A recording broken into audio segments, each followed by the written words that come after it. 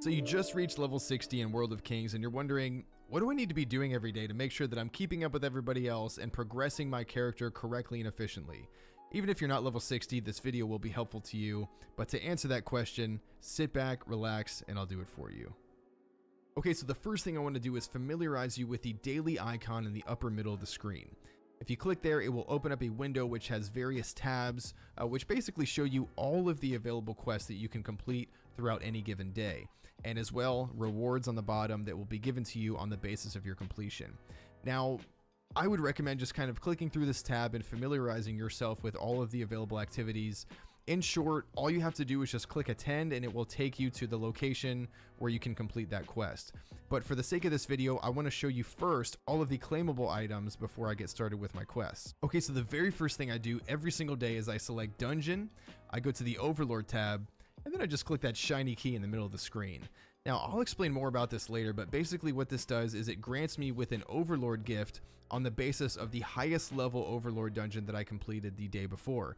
Basically, you complete an Overlord dungeon, and the following day, you'll be given 3 rewards that are equal to the difficulty level that you completed the day before. Simply select the highest upgrade for you, and click collect. Then upgrade it, and as you can see here, I actually went from 116 gear score to 120. That is a massive upgrade. Next up, I click the little icon next to my character portrait and select free crown. Every day you can claim up to 300,000 crowns for free. Just do this because they're useful for upgrading your character later. Okay, so the next thing that I do is I click the bonus icon, and then I click and claim my calendar reward, and then you just kind of follow the red dots all the way down. Now, some of these things, a disclaimer, are purchasable in the shop, and although you don't necessarily need to purchase them, I actually think that they're pretty inexpensive and they give you kind of a monthly reward. And so I would recommend purchasing them to get additional items within the game, which help you progress and help you do more daily activities every day. But again, it's not entirely necessary. It's just up to you. Again, just go through, follow the red dots, and click anything that shines at you. Now, when it comes to alchemy, your alchemist will provide you with passive gold. Just click and claim that whenever possible. For the next 3, we'll start on the bottom here, recover gift. You can just recover items that you might not have claimed the previous day. Always claim the free one, the other one's debatable. And finally, with this wheel here, as long as you play for 2 hours every day, you can click and claim everything that is on that wheel. Okay, so next up, if you look in the bottom left-hand corner of your screen, you'll see a treasure icon. Go ahead and click on that to bring up the treasure interface. Basically, throughout your journey, you'll claim certain treasures, and you have to use this screen here to sort of decrypt them or unlock them. Just by default, you're given 1 slot, but if you purchase the monthly reward, you'll be able to unlock 2 of them at a time.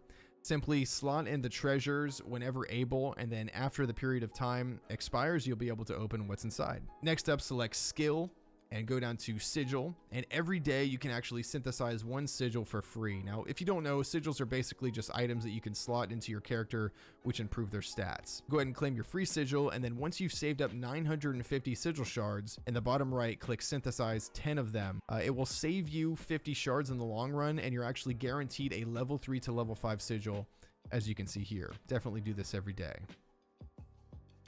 Another important thing would be if you go to the guild tab here and select attend where it says construction, you'll bring up the interface for the guild activities. Every day you can complete a certain amount and they all vary in grades.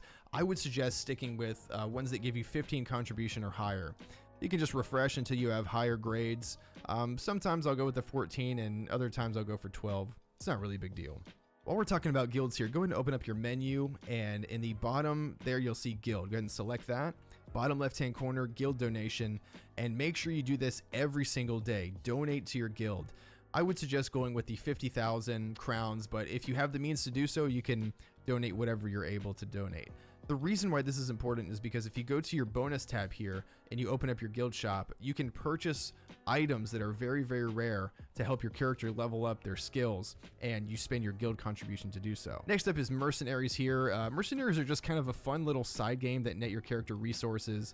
Open your menu, select mercenary, and you have here the mercenaries that you have encountered throughout your journey. You can level them up and power them up and use certain things to just make them stronger and improve their abilities. But really, you just kind of want to come down here and look at where it says commission. Refresh until you have certain commissions available, and just click in the bottom right hand corner the one-tap dispatch. This will send your mercenaries out to complete certain events and bring back resources to help them level up and continue progressing.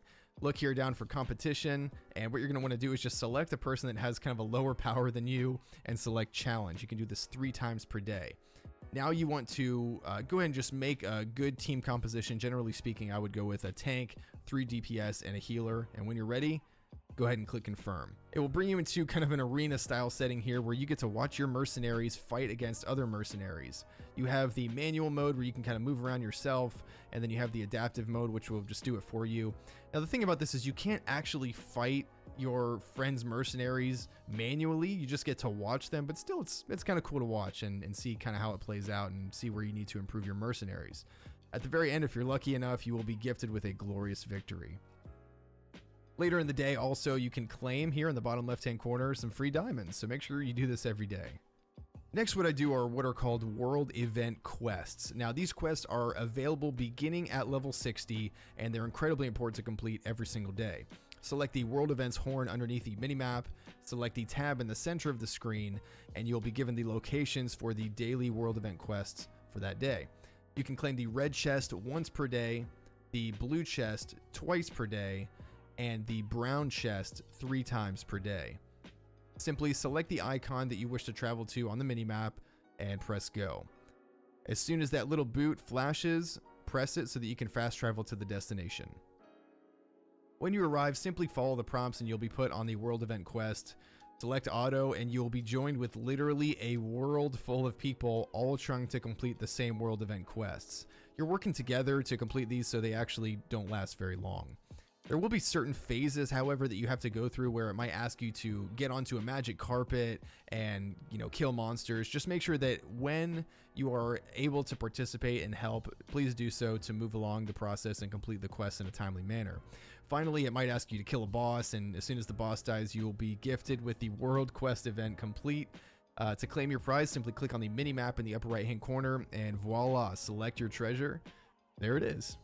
Next up, we have what are called the faction quests. So select PvP at the top, go to the faction tab, and then in the bottom left-hand corner, you'll see go to Island of Hero. Now, essentially, what this island is it is just a very large PvP map where players that are participants of other factions can kind of come together and fight one another. And you'll see the layout is that we have 3 different factions, all of which are on their respective side. And then there's kind of a coalescence point in the very center of the map, which generally speaking would be where most of the fighting is. Simply approach your NPCs in your faction camp and claim all of the quests that they provide. There should be about 5 in total. And as soon as you've claimed all these quests here, you'll see on the upper left-hand corner of your screen that they would have been populated. So simply scroll through and just select whatever one you want to complete, and you will be brought directly to the destination. One thing to mention is that oftentimes these quests will bring you directly into enemy territory, so there is a very good chance that you'll probably be killed, but just be persistent and you'll get them done eventually. No worries. Once you've completed those quests, you want to go to the very center of the map and kill what are called tainted monsters. Generally speaking, the best way to get this done would be to just go to a point on the map that is closest to your faction camp, and that would be where all of the rest of your faction members are kind of hanging out. So just walk into the center of all your faction members and hit auto.